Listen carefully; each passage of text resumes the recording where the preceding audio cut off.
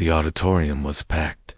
Hundreds of employees from every corner of the company had gathered. The air was filled with nervous energy. Whispers moved like wind between the rows of chairs. People were waiting to hear from Sundar Pichai himself. Some came with hope, others came with questions. But a few, like Raghav, came with something else, something sharper. Raghav sat in the front row, legs crossed, face proud.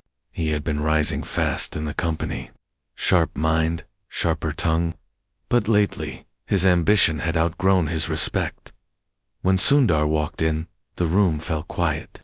Not because he demanded it, but because his presence, quiet and composed, brought a calm that silenced everything. He wore a simple shirt, jeans, and glasses.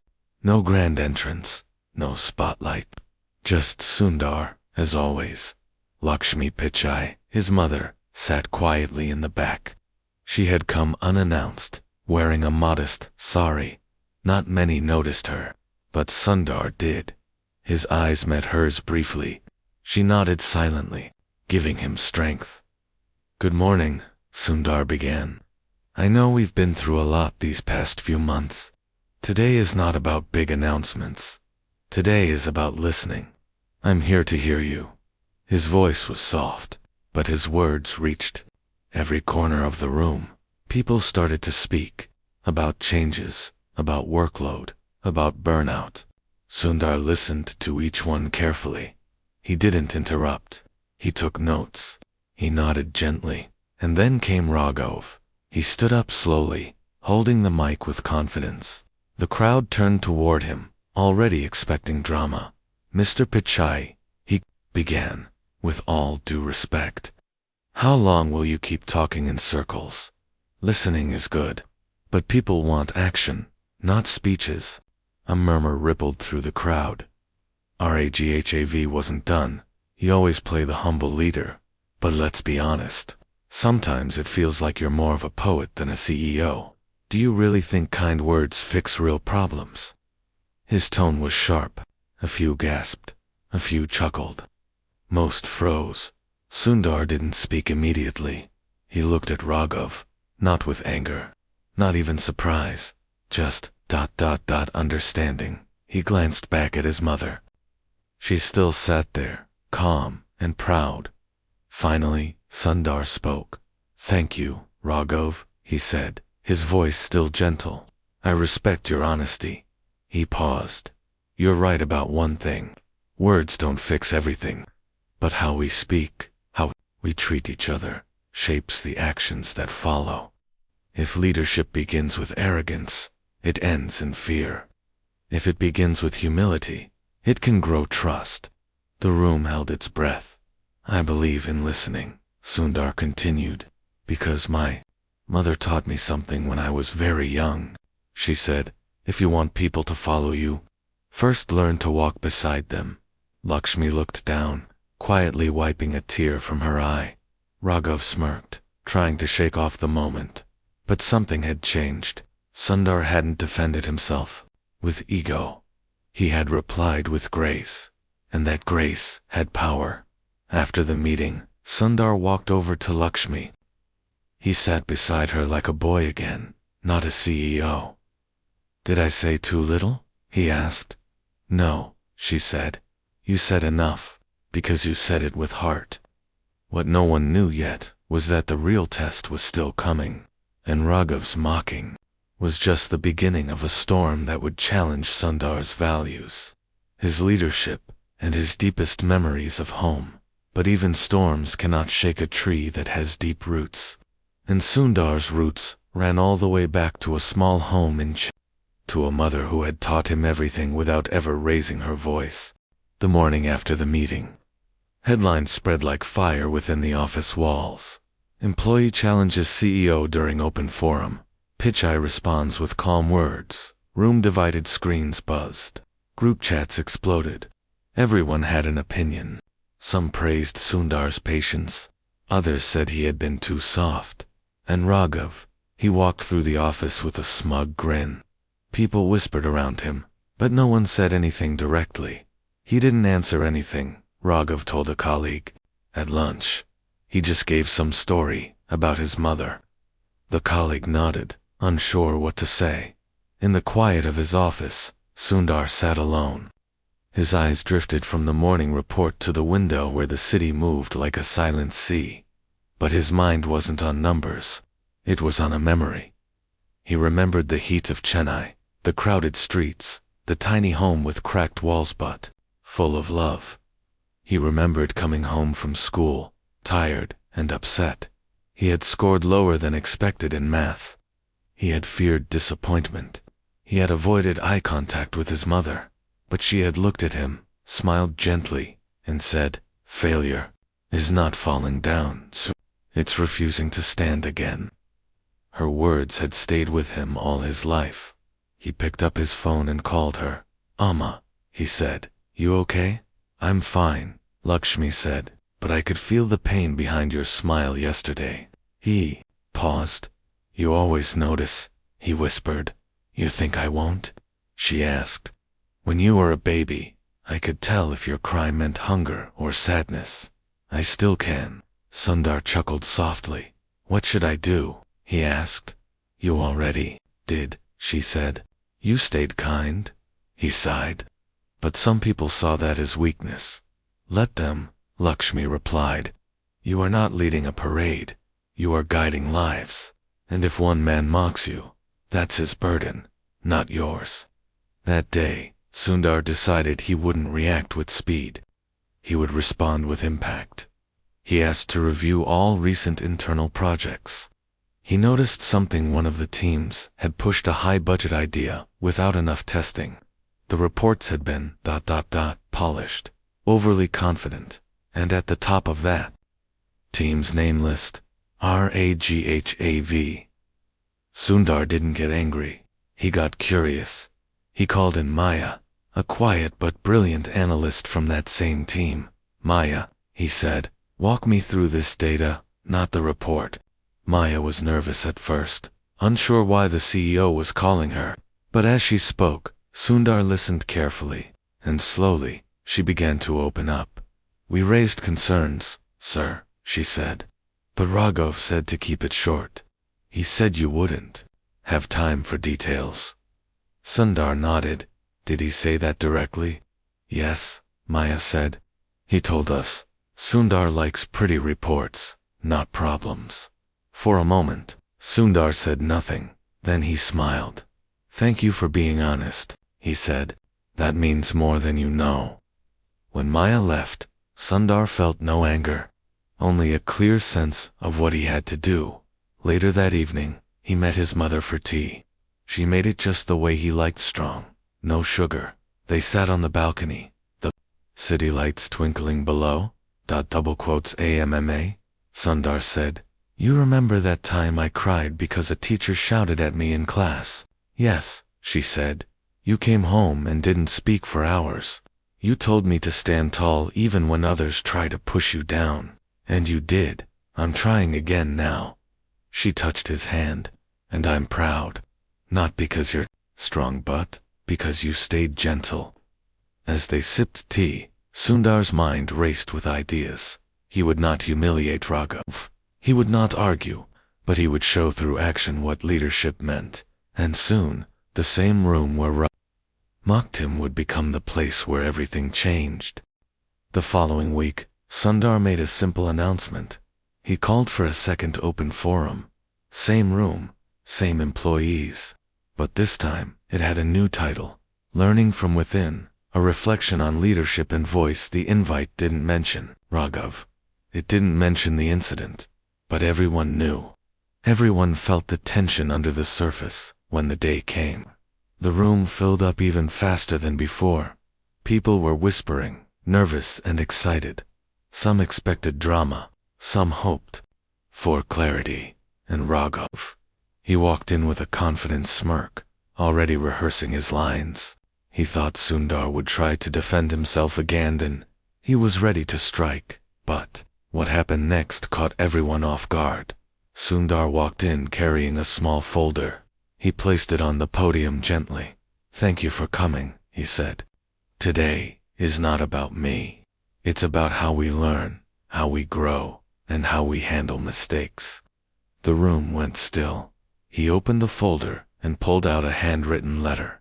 "This," he said, "is a letter my mother once wrote me after a difficult moment in my life. I didn't understand it then, but now I want to share it with you." He began to read. "Dear Sundar," the letter began, "when people misunderstand you, don't rush to prove them wrong. Wait, walk, let your actions become the proof. When someone throws fire at you, carry water, not more fire." Every word felt like a whisper from the past, flowing through the room. Don't mistake loudness for strength. Real strength is quiet. It heals, it listens, it lifts. When he finished reading, Sundar looked up. "That letter shaped how I lead, and I still believe in every word." Then, slowly, he turned to the projector behind him. He clicked a button. A presentation appeared. No graphics, no colors, just raw data. Real numbers, real facts. He walked through it, step by step. The details showed a risky product that had been presented with too much confidence. Testing had been skipped. Feedback had been ignored. "These numbers tell a story," Sundar said. "But the most important part is not the mistake. It's how we responded." Then, without naming anyone, he said something unexpected. "We are all part of this, every one of us, including me." The room went silent again. "I'm not here to punish," he continued. "I'm here to make sure we grow. Not by silencing each other, but by learning to speak with care." Raghav shifted in his seat. He had expected attack, but Sundar offered reflection. It disarmed him in a way he didn't understand. After the meeting, a few employees approached Sundar quietly. One said, "Thank you for sharing your mother's letter." Another added, "That made me think about how I speak at home too." But the biggest surprise came from Maya, the analyst. She stepped forward and said, "Sir, would it be okay if I presented an idea at the next forum?" Sundar smiled. "Yes, and please, bring your full voice." As people left the room, they weren't talking about drama.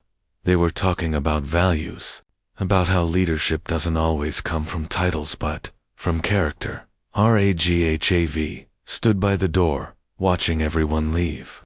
For the first time, his confident smirk faded. Not because he had been scolded, but because he hadn't. Sundar hadn't called him out, hadn't embarrassed him, and somehow, that made him feel smaller than any argument ever could. Later that night, Sundar sat with Lakshmi on the rooftop. The stars above were soft and quiet. "You didn't mention his name," she said. "I didn't need to," Sundar replied. "And do you think he understood?" "I think he's starting to." "Good," she said, "because sometimes silence teaches more than shouting ever will." They sipped their tea again, and Sundar looked out at the sleeping city. He had not raised his voice, but he had raised a lesson, and soon that lesson would echo in ways no one saw coming. The days after the second forum felt different in the office. Something had shifted. The mood wasn't tense anymore. It was thoughtful. People started pausing before sending harsh emails. They listened more during meetings. Some even printed the line Sundar had read from his mother's letter, "Carry water, not more fire." It hung on walls, on desks, even in the break room. But one person hadn't spoken much since the forum-Raghav. He was quieter, more withdrawn. He wasn't cracking jokes at others' expense. He wasn't walking around with his usual air of confidence. But still, he hadn't apologized. Not to Sundar, not to Maya, not to anyone. And then came the company's monthly innovation showcase. Employee from all departments could pitch ideas in front of senior leadership. It was a chance to rise, to be seen. That's time. There was one surprising name on the list of speakers. Maya. When her name was announced, people turned to one another in surprise. Maya, the quiet analyst. Sundar smiled when he heard it. He already knew. He had given her his full support. As the day arrived, the main hall filled with curious eyes. No one knew what to expect. Maya walked onto the stage with trembling hands, holding a tablet. She paused, breathed slowly, and began. "A few weeks ago," she said, "I was told not to speak much. I was told it wasn't worth the CEO's time to hear details. But he listened anyway." Her voice was soft but clear. "I've worked here for 5 years. I've watched mistakes happen, not because people didn't care but because they were afraid to speak." The room was dead silent. "Today, I want to share a solution, something small but powerful. A way for every employee to raise concerns, safely. No names, just ideas. No fear, just feedback." She clicked on the screen. A simple app appeared, one she had quietly built over the past month.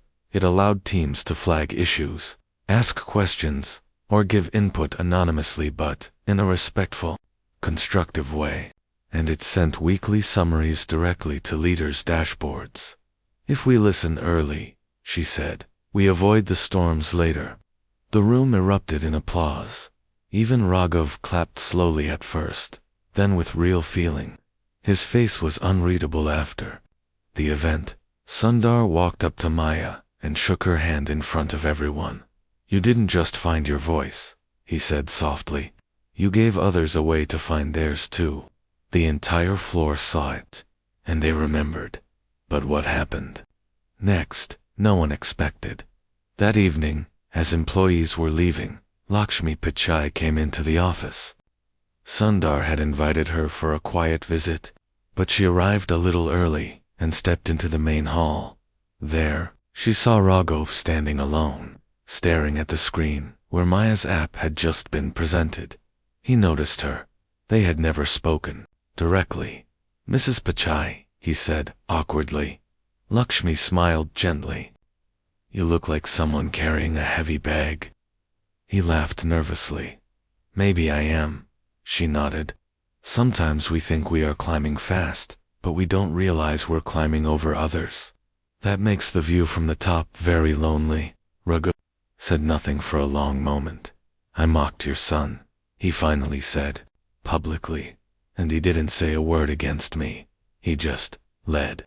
"That's because he doesn't lead with pride," she said. "He leads with memory, of where he came from, of who helped him, of who he never wants to become." Those words landed harder than any punishment. Later that night, Raghav sat alone in his apartment.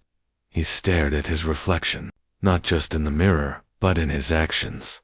The voice that had shaken him wasn't Sundar, single quotes, it was Maya's, and the quiet strength behind it wasn't born from power, was born from pain that had been handled with dignity. That night, Raghav opened his laptop and started typing, not a report, not a pitch, an email to Maya. And to Sundar. What it said would change everything. The sun had barely risen when Sundar sat at his desk, tea in hand. His inbox was usually full of meeting requests, strategy updates, and performance reports. But today, one email stood out. Subject: "I was wrong," was from Raghav. He clicked it. "Dear Sundar, I don't know how to begin this, but I'll try to say what I should have said earlier. I was wrong. I let my ego speak louder than my respect. I questioned your leadership not because I wanted better answers but because I wanted attention. I was impatient, and I disguised my ambition as honesty. Watching you respond with silence, then wisdom, then support for others, it made me realize something I had never faced before. You didn't try to win against me. You tried to lift all of us." And when Maya stood on that stage, using the voice that I once tried to silence, I felt ashamed. I don't deserve forgiveness yet, but I want to earn it. I am resigning from my position, effective today. Not because I'm running away, but because I need to rebuild the right way. I hope, one day, I can contribute again with humility. Thank you for teaching me the most powerful lesson I've ever learned. Not through punishment, but through patience. Respectfully, Raghavasundar read the message twice. Not because he didn't understand, but because he felt it deeply. He didn't smile. He didn't frown. He simply sat there, letting the quiet hold him. Later that morning, he called his mother. "Amma," he said. "He wrote to me." "I know," Lakshmi replied. "I could feel it in your voice. He's resigning. Maybe that's his first honest step. Should I accept it? Only if you believe he needs time to become better, not smaller." Sundar thought about that for a long moment. Instead of replying immediately, he wrote back to Raghav. "Dear Raghav, thank you for your message. I don't lead to win. I lead to grow, and growth is often quiet, painful, and humbling. If stepping back helps you reflect, I understand. But know this: you are not dismissed. You are challenged. Challenged to return stronger, not louder. The door will remain open if you choose to walk through it differently." With respect, Sundar, that message didn't just go to Raghav. It went to the entire leadership team. It showed them something deeper than policy. It showed them principal. News of Raghav's resignation spread across the company quickly. Some were shocked, others were moved. But one thing was clear: Sundar hadn't fired him. Sundar had invited him to reflect, and that simple choice became a ripple. A week later, Maya received an internal award for her contribution to the new feedback app. During the ceremony, she stood beside Sundar, holding the small glass trophy. "This," she said, "is not just mine. This belongs to everyone who ever stayed silent because they were told they didn't matter. Now they do." The room clapped, not out of duty, but out of real pride. Lakshmi watched the video from home. Her eyes glistened. She had raised her son to be strong, but never at the cost of being kind. That evening, Sundar sat with her again, this time holding a notebook filled with employee ideas, sparked by Maya's app. "Amma," he said, "this came from one moment, one insult, one test." She smiled. "A stone thrown into water makes ripples far beyond where it lands." He nodded. "Do you think he'll come back?" "If he truly changed," she said, "he won't come back for power. He'll come back to serve. And maybe, just maybe, he would." The rain had just stopped when Sundar's assistant knocked on his door. "Double quote, sir," she said quietly. "There's someone here to see you." "He's at the gate." Sundar looked up from his notebook. "Who is it?" She hesitated. "It's Raghav." There was a pause. Not because Sundar was shocked, but because something inside him softened. "Bring him in," Sundar said gently. A few minutes later, Raghav stepped into Sundar's office. He looked different, not in his clothes, but in his eyes. They were quieter now. Not dull, but deeper. The sharpness had been replaced with something more valuable: understanding. "Thank you for seeing me," Raghav said. Sundar nodded. "You didn't have to come in person." "I did," Raghav replied, "because there's something I need to say face to face." He paused, then took a deep breath. "When I left, I thought I needed time to think, but I realized thinking wasn't enough. I needed to act, not for show but to grow." He placed a folder on Sundar's desk. "These are proposals for mentorship programs built for new hires who feel voiceless, especially those from underrepresented communities. I've spent the last month volunteering with organizations that help young professionals navigate corporate spaces. I listened, I learned, I built this." Sundar opened the folder and slowly read through the pages. It wasn't just an idea. It was detailed, tested, and real. "Why are you giving this to me?" Sundar asked softly. "Because," Raghav said, "when I mocked you, you could have crushed me. But you chose to show me a better way. And now, I want to pass that forward." He paused, his voice lower now. "I don't expect anything in return. I just want to make things right." Sundar looked at him, long and steady. Then he stood up. He didn't say much. He just reached out and shook Raghav's hand. "Welcome back," he said. The moment was simple, but it meant everything. A week later, Raghav joined the mentorship team not as a leader, but as a listener. He sat with new employees, shared his own mistakes, and helped them find courage in their voices. Maya visited one of the sessions, and quietly smiled when she saw him helping a shy intern speak up. It was healing, full circle. And it was real. At the next company-wide meeting, Sundar stood once again in front of the team, but this time, he wasn't alone. He invited Maya, Raghav, and 3 new interns on stage. Today, Sundar said, is not about fixing the past. It's about shaping the future. And that future begins with voices, every voice. The room clapped, not just for leadership but for change. After the event, Lakshmi called Sundar. I saw the broadcast, she said. Your father would have been proud. You are, Sundar whispered. Always, she replied. That night, Sundar looked at a photo on his desk. It was from years ago. Him, as a boy, standing beside his mother, barefoot on a dirt road, holding a school notebook. He had come far, but he had never left those lessons behind, because in a world full of noise, he had learned the strength of silence, the courage of kindness, and the legacy of humility. And in the end, it wasn't his title that made him powerful. It was his choice to be human first. The office was no longer just a workplace. It had become a place where voices mattered, where stories shaped systems, and where silence was no longer feared, but respected.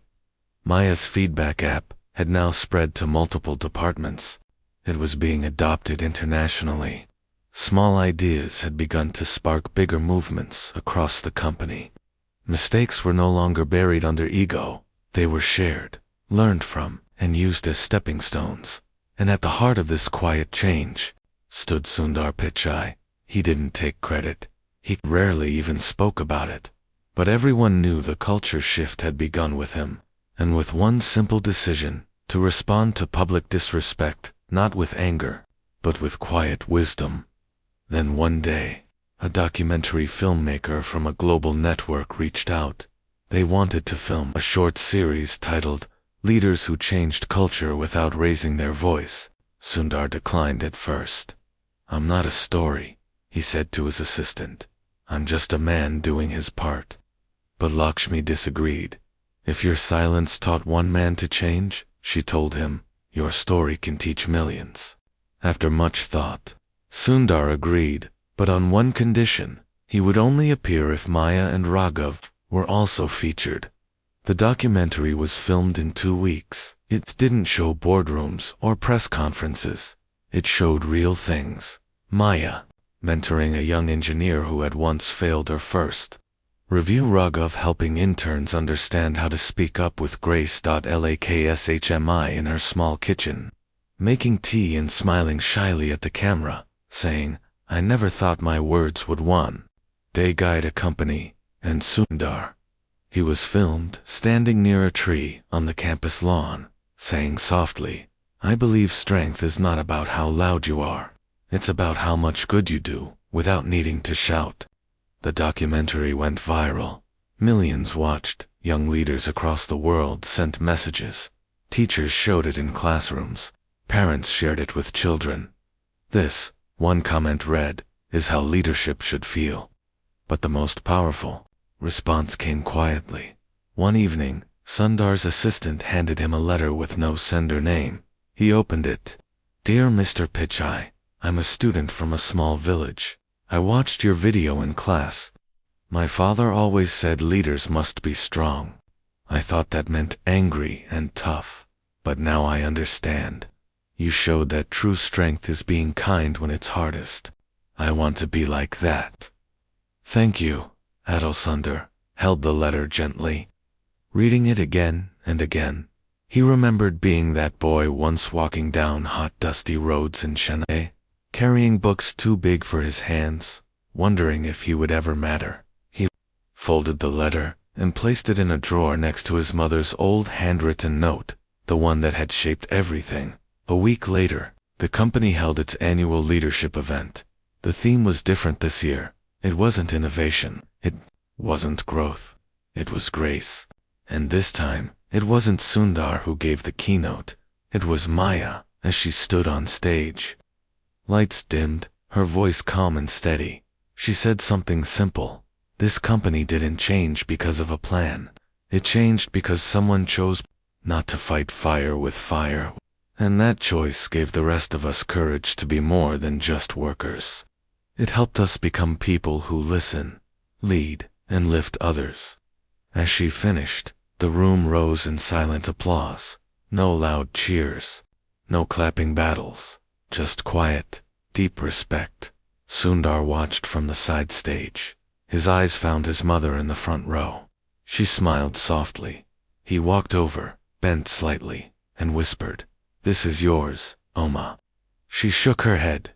"No," she said, "this is the world you made, by never forgetting who you are." And with that, the final chapter of this journey didn't end with a dramatic moment.